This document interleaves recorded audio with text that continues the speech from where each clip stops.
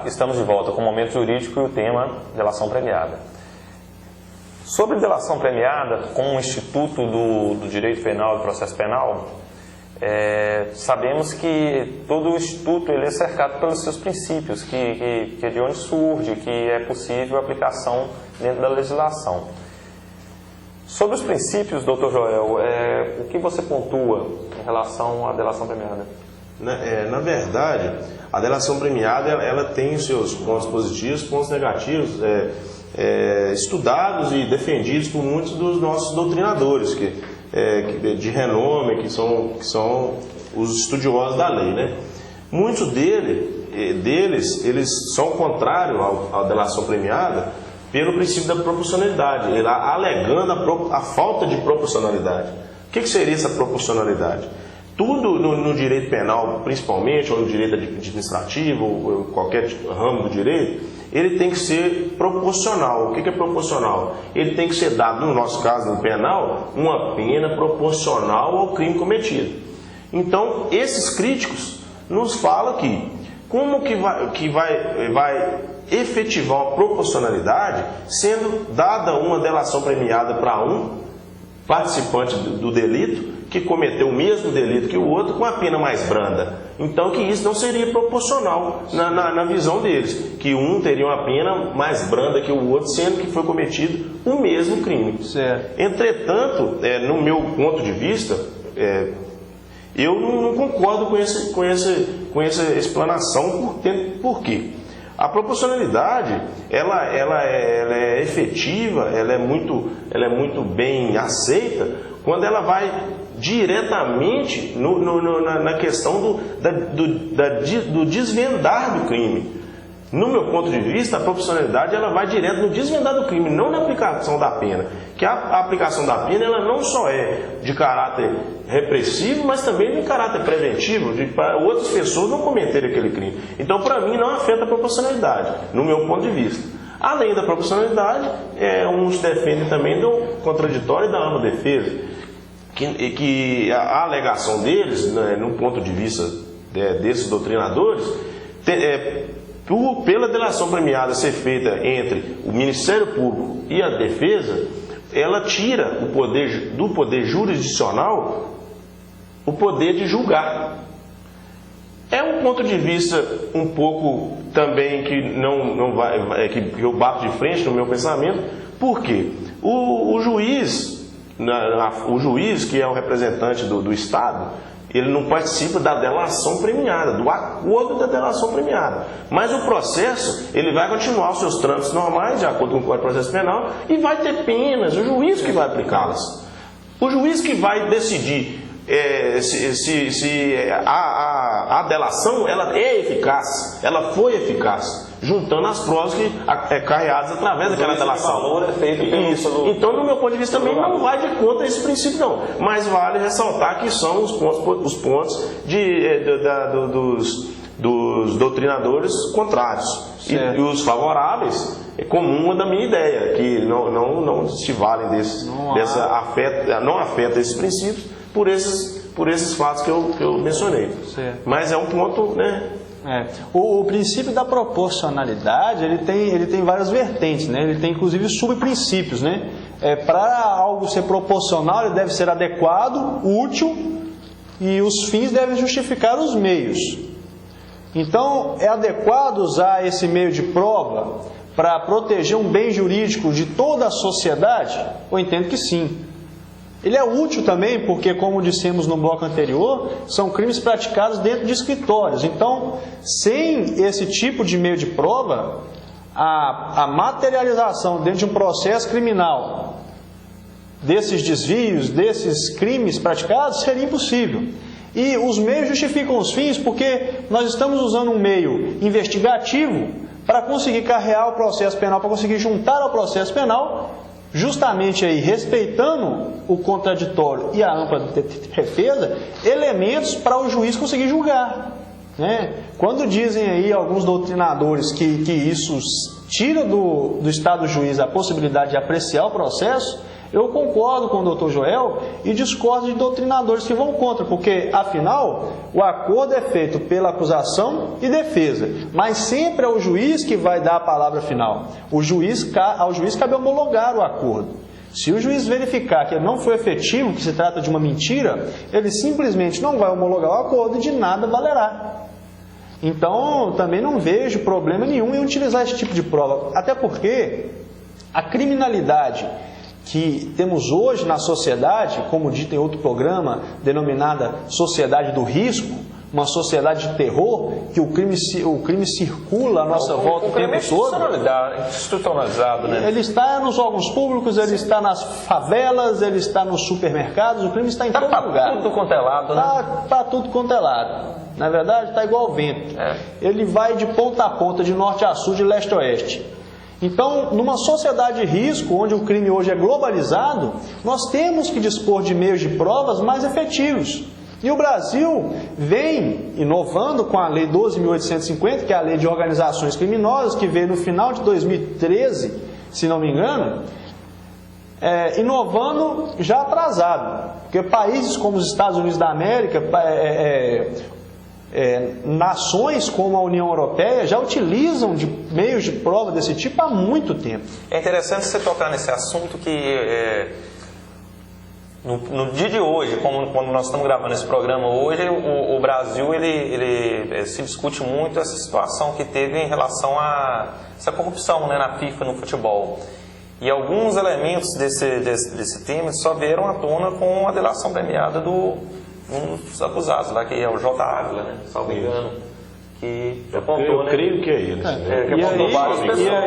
E aí veio já, quem acompanhou aí alguma reportagem sobre o tema, há 24 anos já ocorre, supostos 24 anos, né? Não se sabe ainda se são exatos 24 anos, mas acredito que seja até mais antigo que isso. Então, 24 anos de obscuridade, de crime praticado, tirando das pessoas aí não só dinheiro, mas esperança, fé no futebol, fé no esporte. Então são vários bens jurídicos afetados aí. Na verdade, nós não podemos às vezes falar que um meio de prova ele é antiético porque um criminoso está traindo outro criminoso. Tem até aquele bordão, né? Tem ladrão que rouba, não tem muito a ver, não, mas ladrão que rouba ladrão, né? É um velho blocado, né? É uma velha máxima, né? Ladrão que rouba ladrão merece 100 anos de perdão. Isso. Não é verdade? Já é utilizado também, igual em outras nações, que nós sabemos também, igual nos Estados Unidos, eles têm muito assim que vai de contra essa falta de ética, contra um que não é ético, né? Que é o que nós estamos falando assim. Que é o princípio que a gente estuda aqui da lei penal do inimigo, que, por exemplo, os terroristas, ou quem está pretendendo ali fazer aquele massacre que os terroristas fazem, essas pessoas não têm que ser beneficiados pela lei, porque eles não cumprem a lei, eles não cumprem o determinado pela lei, então eles não têm as garantias que a lei prevê para o resto da população.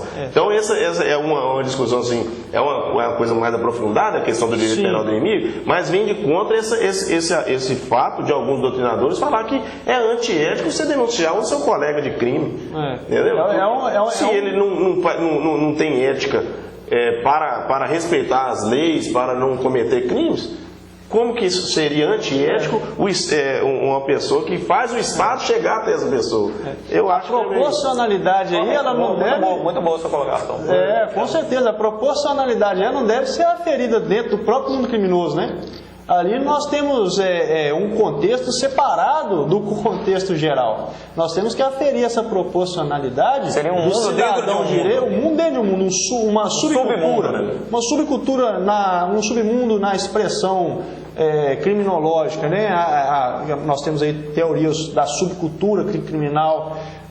Nós temos que aferir a proporcionalidade levando em conta o criminoso e o cidadão de bem. Por que o cidadão de bem que cumpre a lei deve se sujeitar a uma falsa ética dentro de um mundo criminoso? Muito bem apontado pelo Dr. Joel, esse direito penal do inimigo, trabalhado aí por autores de relevo no país, na Alemanha, que nós temos aí através do Gunther Jacobs, a distinção entre o direito penal do inimigo e o direito penal do cidadão, né? Ao cidadão que cumpre as leis, aplicaremos um direito penal próprio, com as máximas garantias, com a máxima proteção dos seus direitos individuais. E ao inimigo, que seria aquele que descumpre reiteradamente, repetidamente a lei, um direito penal separado, um direito penal do inimigo, onde as suas garantias realmente seriam diminuídas para proporcionar, para conseguirmos equilibrar a balança da justiça em prol dos cidadãos que cumprem a lei, que com certeza é a maioria. Né? Há quem critique também esse direito penal de Ganteriápolis por ser um direito penal máximo, um direito penal severo. Existiriam talvez outros meios de se lidar com a criminalidade, mas como nós vamos trabalhar questões como o terrorismo com bom senso? É meio complicado, é muito complicado. É muito complicado. Eles vão de encontro com essa lei penal do inimigo quando eles têm a pena de morte em vários países, igual nos Estados Unidos, né, em vários estados, tem a pena de morte para esses inimigos. Então, o direito do cidadão comum, o direito penal dele, da população que cumpre com as leis, ele tem a garantia do direito à vida, do direito à integridade física e tudo. Os inimigos que não cumprem as leis, que sempre ali de forma reiterada. Não cumpre as nossas leis, eles cumprem só as leis deles. Ele tem mas é essa cultura criminal. É isso mesmo aí que é o enfoque do negócio. Eles cumprem somente as leis dele. Então as nossas leis, as nossas garantias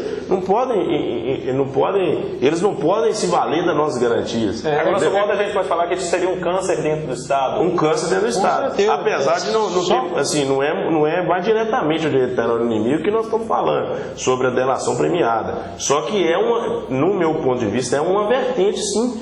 Claro. Porque se isso não é caracterizado antiético, ele tem uma vertente de direito penal do inimigo. Porque se a gente estivesse falando aqui de coisas que lícitas, seria antiético. Chega a ser até um pouco engraçado a gente falar de ética assim entre criminosos. É uma utopia, né? Uma verdade que não existe. Não é verdade? Assim. Como uma pessoa que tem a capacidade de matar, que tem a capacidade de tirar uma verba que ia para a saúde, que já é caótica em nosso país, possa ser considerado ético durante todo esse tempo e antiético só quando entrega um amigo, um comparsa, né? Um camarada. Então eu vejo aí na proporcionalidade, ao contrário do que trabalham alguns atores, justamente uma justificativa para a existência de meios de prova como esse. Isso. Nós não podemos trabalhar com meios investigatórios antigos, caquéticos, como é aí ensinado pelo Código de Processo Penal Brasileiro, que é de 1941. Nós estamos num mundo globalizado. O crime se globalizou. Os criminosos estudam para isso. A tecnologia é avançada, o dinheiro chega na mão deles e muitas das vezes estão mais bem estruturados que o próprio Estado. Seria proporcional ser aplicado mesmo a delação premiada em qualquer crime que possa haver a participação com a autoria, com o uso de pessoas.